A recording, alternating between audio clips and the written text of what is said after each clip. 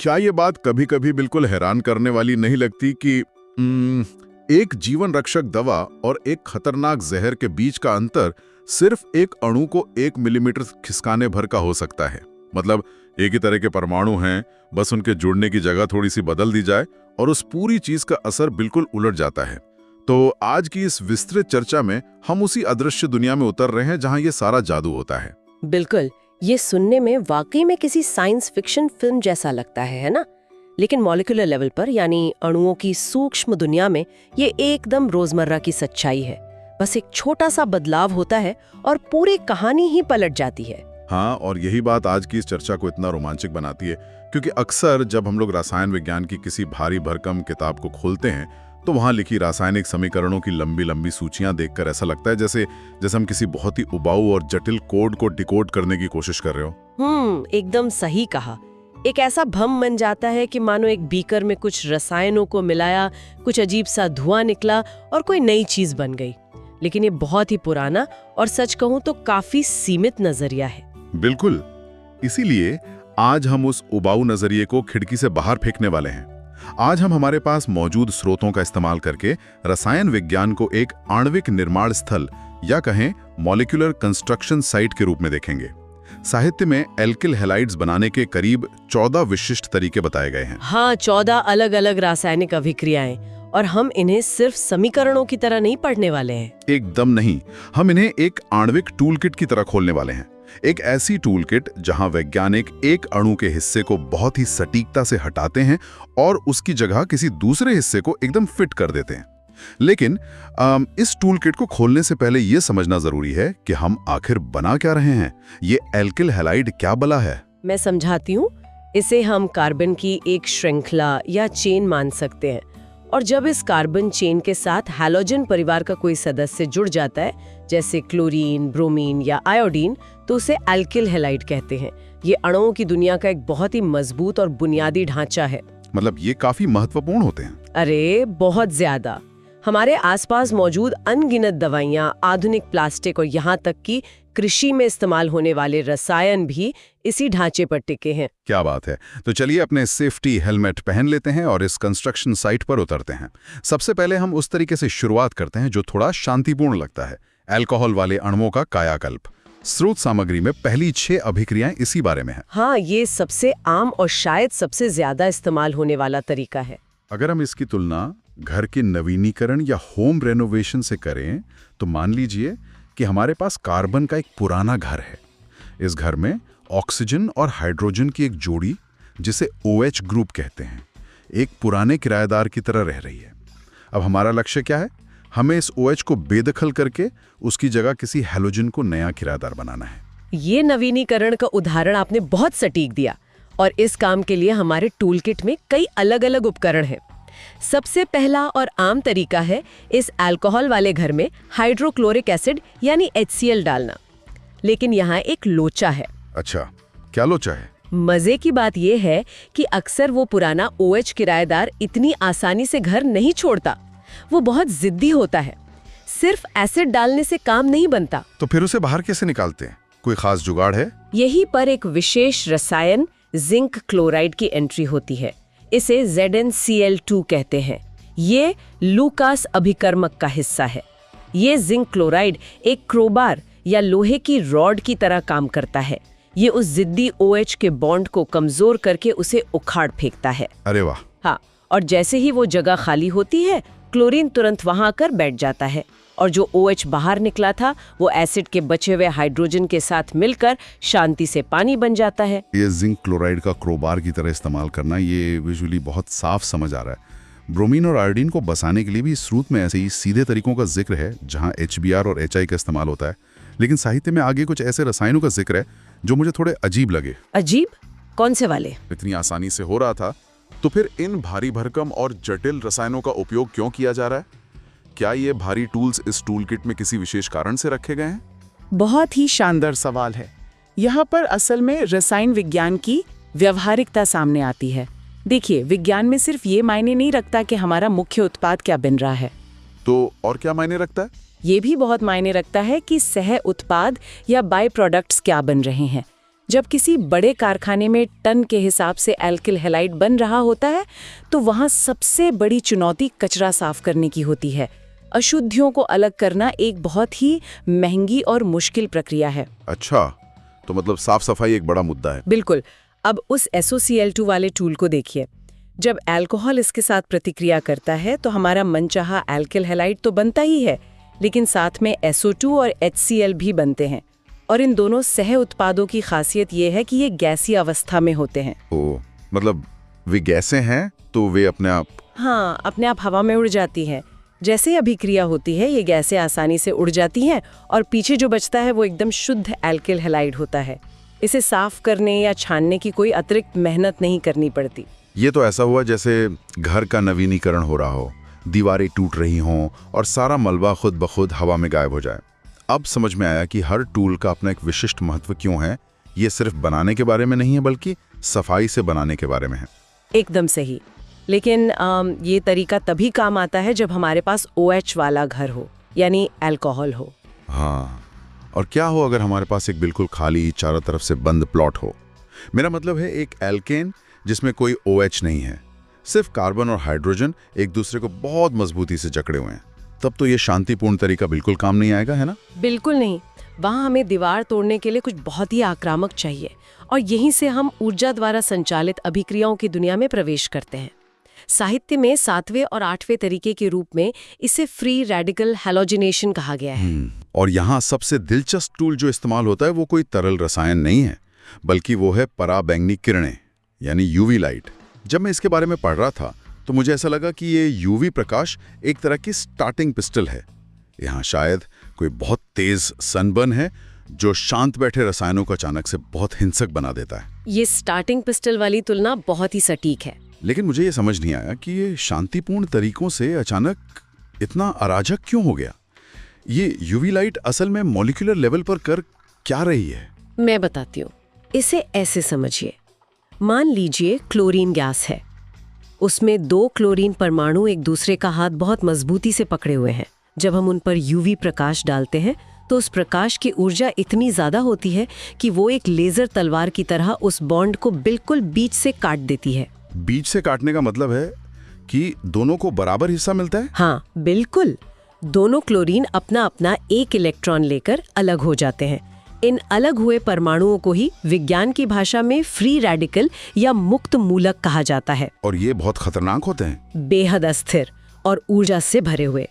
जैसे ये बनते हैं, ये पागलों की तरह एक नया साथी ढूंढते हैं। ये सीधे उस बंद एल्केन की मजबूत दीवार पर हमला कर देते हैं और वहां से हाइड्रोजन को उखाड़ फेंकते हैं। रुकिए, ये तो सच में किसी शांतिपूर्ण समझौते जैसा बिल्कुल भी नहीं है। ये तो एक हिंसक हमले जैसा है।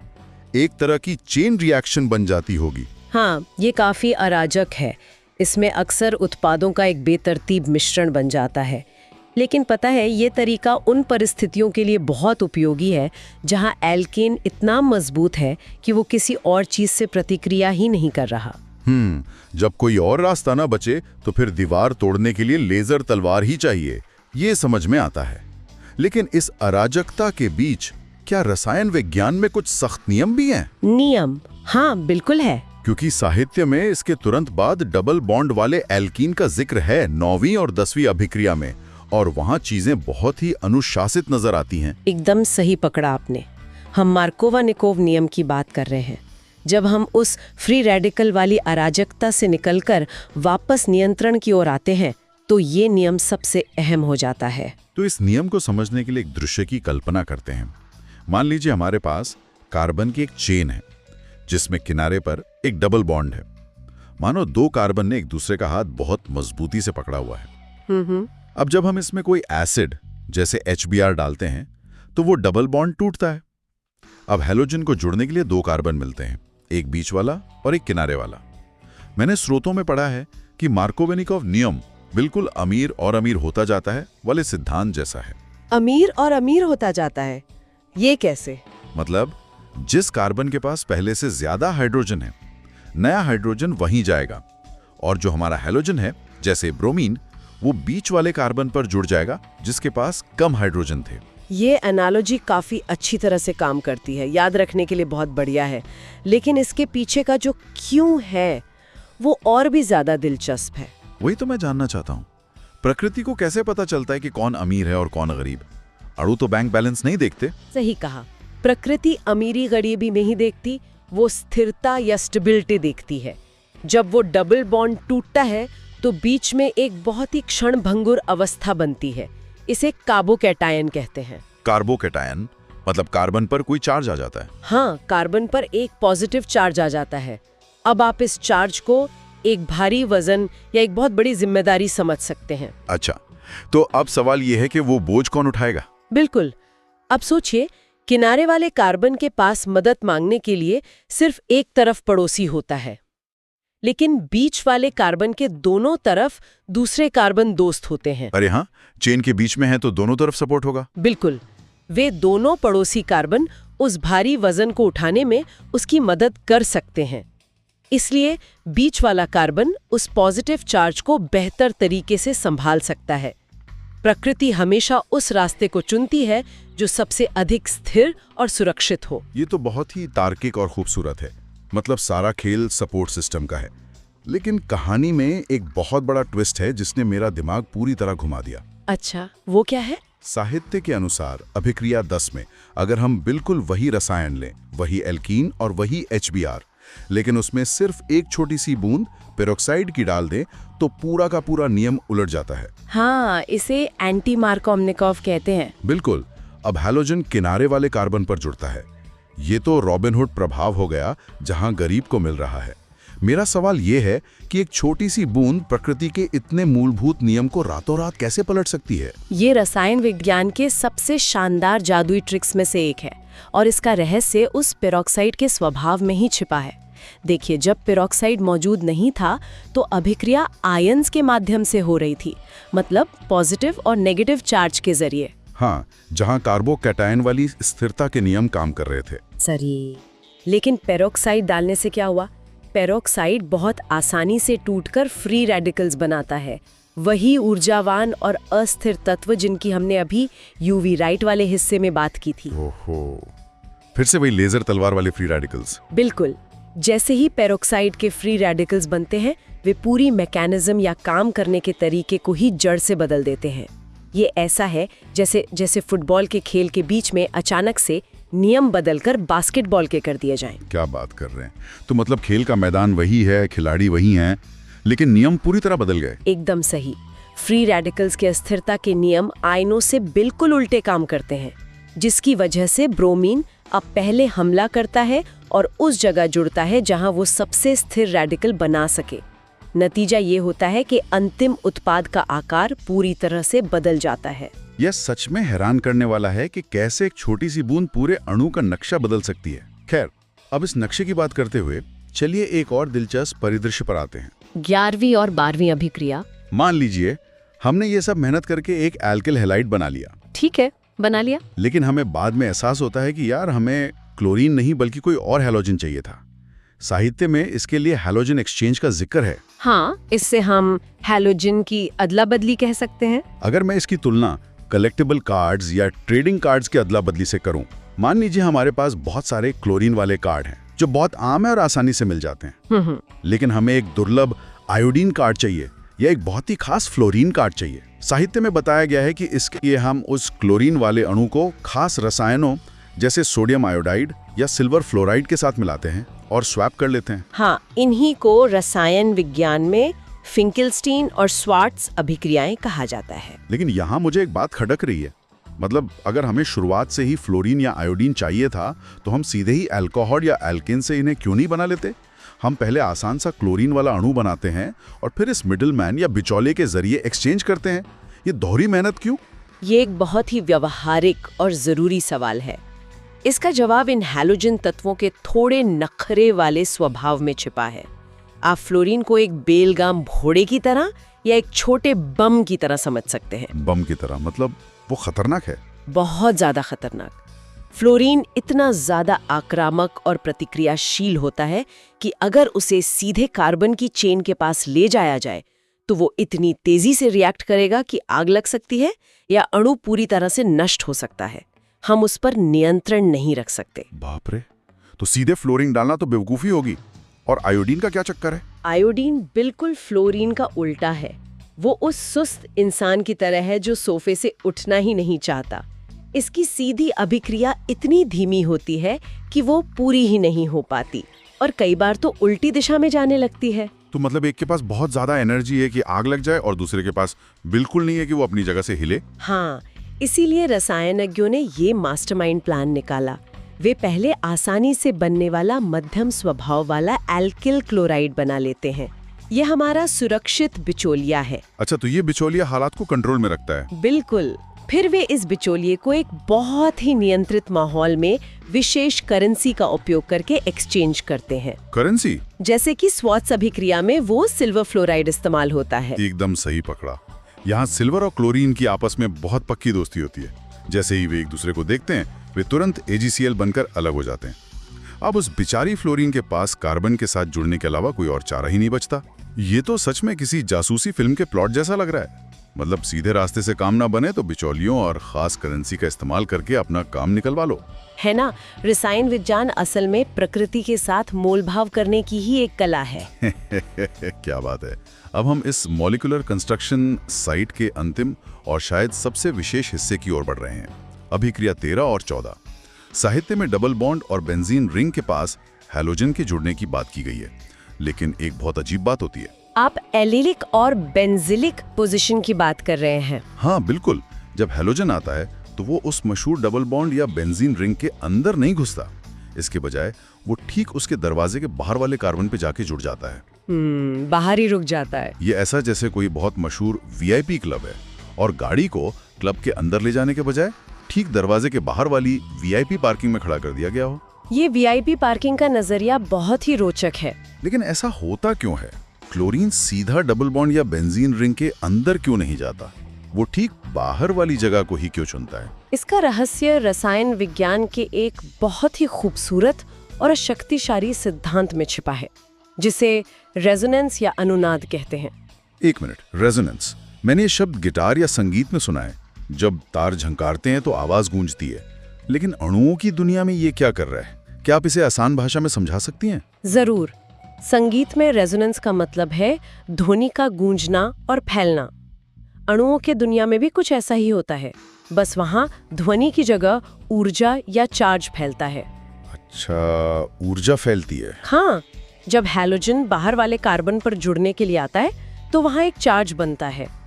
अब बेंजीन रिंग को देखिए, वो असल में एक रिंग रोड की तरह है जहाँ इलेक्ट्रॉन बहुत तेजी से गोल गोल घूम रहे हैं।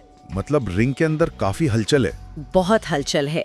अगर वो नया चार्ज उस बाहरी कार्बन पर बनता है तो बेंजीन रिंग अपने अंदर घूमते हुए इलेक्ट्रॉनों को उस बाहरी चार्ज के साथ साझा कर लेती है। अरे वाह। वो उस अकेले बाहरी कार्बन पर सारा बोझ नहीं पड़ने देती, बल्कि उस ऊर्जा को पूरी रिंग में गूंजने या फैलने देती है। मतलब पूरे क्लब के लोग बाहर खड़े VIP की सुरक्षा में और उसका बोझ उठाने में मदद कर रहे हैं। बिल्कुल। ऊर्जा की दुनिया में जहाँ चार्ज इस तरह फैल जाता है, जिसे हम डीलोकलाइजेशन कहते हैं, वहाँ सबसे ज्यादा स्थिरता आ जाती है। तो अगर वो अंदर घुसने की कोशिश करे तो क्या होगा? अगर हैलोजन क्लब यानी बेंजीन रिंग के अंदर घुसने की कोशिश करेगा तो वहाँ की व्यवस्था बिगड़ सकती है। इसके लिए बहुत ज्यादा ऊर्जा चाहिए, लेकिन ठीक बाहर वाली जगह सुरक्षित है, स्थिर है और वहाँ से क्लब का पूरा फायदा भी मिलता है। इसलिए प्रकृति इस VIP पार्किंग को सबसे पहले चुनती है। ये सच में दिमाग के तार खोल देने वाला है। रेजोनेंस का ऐसा विजुअल मैंने पहले कभी नहीं सोचा था। अगर हम थोड़ा पीछे हटकर इस पूरी विस्तृत चर्चा को समेटें तो हमने देखा कि ये सिर्फ कुछ रसायनों को मिलाने का उबाऊ काम बिल्कुल नहीं है। बिल्कुल नहीं। हमने OH नाम के किराएदार को क्रोबार से बाहर निकाला। हमने UV प्रकाश के लेजर तलवार से मजबूत दीवारें तोड़ी। हमने मार्कोविनिकोव के अमीर गरीब नियमों को समझा और पेरोक्साइड की एक छोटी सी बूंद से उस नियम को पलटते हुए भी देखा। और हमने हैलोजन एक्सचेंज भी देखा। हाँ, हमने बिचौलियों के जरिए फ्लोरीन जैसे खतरनाक बम को सुरक्षित तरीके से जोड़ा और अंत में हमने रेजोनेंस की मदद से अणुओं की VIP पार्किंग को भी समझा। यही कारण है कि इससे सिर्फ समीकरण न कहकर एक आणविक टूलकिट कहना सबसे सही है। इन क्यों और कैसे को समझकर ही वैज्ञानिक प्रकृति के नियमों का इतने शानदार तरीके से उपयोग कर पाते हैं। और इसी बात से जुड़ा एक बहुत ही गहरा विचार है जिस पे आइए हम सब मिलकर सोचते हैं। आज हमने देखा कि कैसे प्रयोगशाला में सिर्फ एक छोटा सा पेरोक्साइड या सिल्वर फ्लोराइड जैसी चीजों का उपयोग करके अणुओं के आकार और उनके व्यवहार को इतनी सटीकता से नियंत्रित किया जा सकता है। हाँ, बहुत ही सूक्ष्म स्तर पर।